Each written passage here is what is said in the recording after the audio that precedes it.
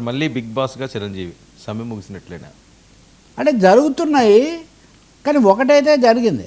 చిరంజీవి దగ్గరికి ఇరు పక్షాలు వెళ్ళటం, ఇటు నిర్మాతలు, చిన్న నిర్మాతలు, పెద్ద నిర్మాతలు, అలాగే ఫెడరేషన్ ప్రతినిధులు వీళ్ళందరూ వెళ్ళి ఆయన దగ్గరికి వెళ్ళారంటే ఆయన ఒక దశలో ట్వీట్ పెట్టాడు. నేనేదో చెప్పానన్నారు. అలా నేనేం చెప్పలేదు, ఇరు పక్షాల వాదనలు విన్నాకే నేను ఏదైనా చేస్తానన్నారు. ఆయన ఒక ఉన్నంతలో కొన్ని సూచనలు చేశారని చెప్తూ ఉన్నారు. ఉదయం ఫెడరేషన్ కూడా మాట్లాడింది.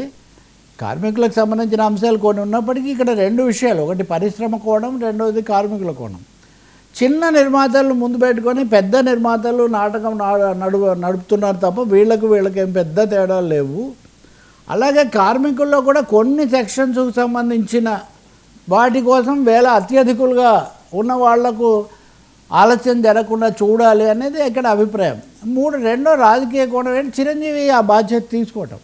మళ్ళీ మెగా స్టార్ నేను సినిమా రంగానికి నేనేం పెద్దను కాదు, తెలుగు సినిమాకు టాలీవుడ్కు నాకు ఈ కిరీటాలు వద్దు అని ఆయన ఒక విధమైన నిర్వేదనండి అసంతృప్తితో చెప్పిన రోజులు ఒకటి ఉన్నాయి కదా. కానీ తప్పదు, ఎందుకంటే ఎవరో ఒకరు పరిశ్రమ అన్న తర్వాత ఒక పెద్ద వేల మందితో ముడిపడిన చోట మధ్యవర్తులుగా ఎవరో ఒకరు ఆ పాత్ర నిర్వహించాల్సి వస్తుంది. కాబట్టి అలాగే అప్పుడు ఆయనకు వ్యతిరేకంగా కొంతమంది మాట్లాడిన వాళ్ళు, రకరకాల రాజకీయాలు నడిచాయి, మా ఎన్నికలు అప్పుడు కూడా జరిగాయి. ఇవన్నీ అయిన తర్వాత ఇప్పుడు పరిశ్రమ ఏకగ్రీవంగా ఇరుపక్షాలు అందరూ కూడా మళ్ళీ మెగాస్టార్ దగ్గరికి వెళ్ళటం, ఆయన చెప్పినవన్నీ వీళ్ళు చెప్పినవన్నీ వినటం.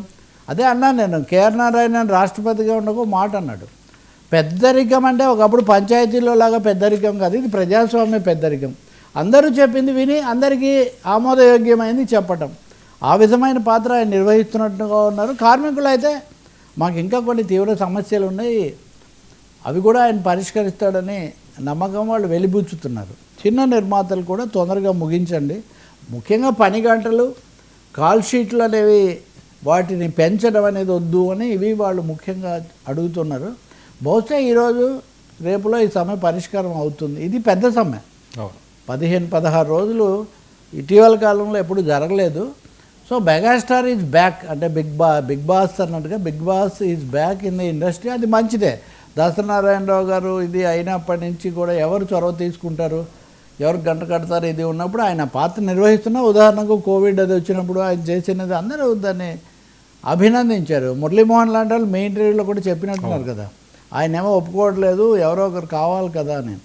ఒక మాట చెప్పగలిగిన మనుషులు కావాలి, అది కూడా వచ్చింది. కాబట్టి చిరంజీవి ఇరుపక్షాలకు, ముఖ్యంగా కార్మికులకు న్యాయం చేసే పాత్ర నిర్వహిస్తారని మనం